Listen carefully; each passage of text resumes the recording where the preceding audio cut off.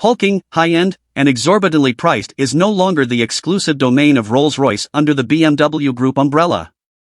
The 2023 BMW 7 Series and the electric i7 borrow a handful of tricks from their cousins in Goodwood, easily earning them the title of the most upscale 7 Airs ever built. The electric BMW i7 I drove was loaded to the brim with lavish features like automatic closing doors, reclining rear seats with massage functions, and a massive rear touchscreen that folds down from the roof, allowing you to stream your favorite shows and movies. It's pricey, sure, but BMW went all out with the new 7 Series and it really shows. I'll be blunt, the BMW i7 does not look good. While the base model at least has some style with cleaner elements and traditional chrome, the M Sport model ups the ugly factor with gloss black trim, an overly angular bumper, and a bunch of vents. The front end of this car is brutal to look at, but the frozen deep gray paint at least helps hide some of that face, assuming you want to spend an extra $5,000. The i7 earns some points here, though, because of how damn lovely the interior is. The smoke white merino leather mixes effortlessly with carbon fiber trim and crystal fixtures. In fact, there's more crystal here than in a Swarovski store. The shifter, infotainment controller, and seating controls are crystallized. There's even a faux crystal plastic fixture dubbed the interaction bar that runs horizontally across the dash. The interaction bar houses a handful of touch-capacitive buttons behind it, and it's a beautiful accent to a cabin that already looks and feels well premium. The i7 is just about as comfy as its cousin, the Rolls-Royce Ghost. The biggest draw here, though, is that there's no pesky gas engine to pollute the cabin with sound. The i7 is totally silent when accelerating and offers excellent deadening even at highway speed. The merino leather thrones are exceptionally cushy on my backside and come with heating, cooling, and multiple massage functions as part of the $6,550 executive package. The $7,250 rear executive lounge seats are even better than the front chairs. They're also heated, cooled, and massage capable, and come with a generous recline function with a footrest.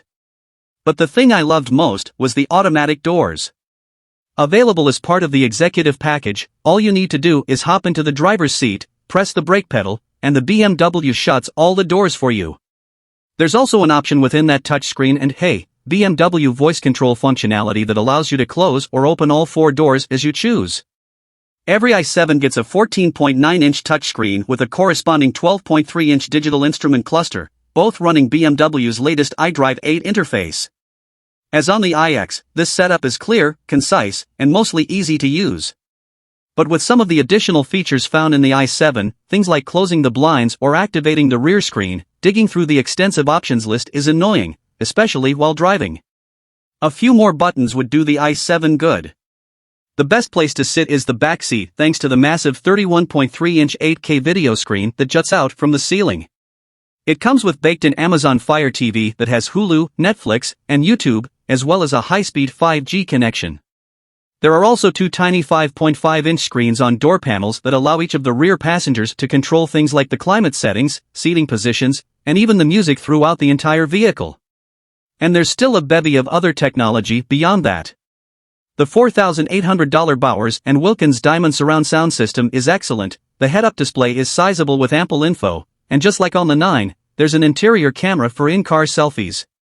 The i7 doesn't pack quite a punch like the Lucid Air or Tesla Model S, but its 536 horsepower and 549 pound-feet of torque are more than enough kick for the luxury sedan to hit 60 miles per hour in 4.5 seconds. It's a quick vehicle for its size, and relatively agile too, thanks to a near-perfect 50-50 weight distribution and an active suspension that keeps it as composed in the corners as a 5,917-pound, 17-foot-long EV can be. Shift the crystallized dial into B mode to activate one-pedal driving. I found it to be one of the most aggressive one-pedal driving systems out there. It brings the i7 down to speed and to a complete stop with force. The i7 is the first BMW in the US with the new driving assistant plus hands-free safety system. When it works, it's excellent.